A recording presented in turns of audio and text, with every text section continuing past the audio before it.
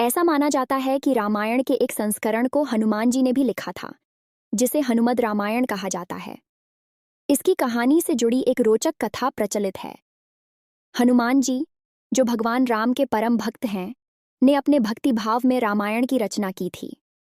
कहा जाता है कि जब उन्होंने यह महाकाव्य लिखा, तो वह शिलाओं और पर्वतों पर अपने नाखूनों से इसे उकेरा।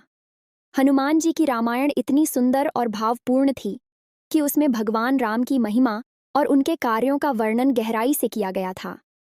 जब महर्षि वाल्मीकि, जिन्होंने प्रसिद्ध वाल्मीकि रामायण लिखी थी, को हनुमत रामायण के बारे में पता चला, तो वे इसे देखने गए। उन्होंने हनुमान जी द्वारा लिखी रामायण को पढ़ा और देखा कि यह बहुत ही अद्भुत और प्रभावशाली थी।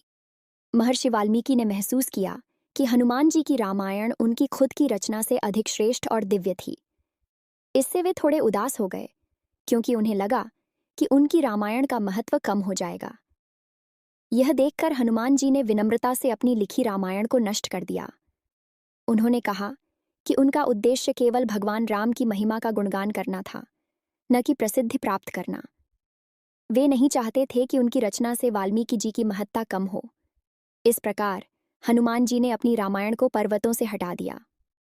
इस कथा से यह संदेश मिलता है कि सच्ची भक्ति में अहंकार नहीं होता और भक्त अपने आराध्य और अन्य महान संतों की प्रतिष्ठा बनाए रखने के लिए त्याग करने को भी तैयार रहते हैं।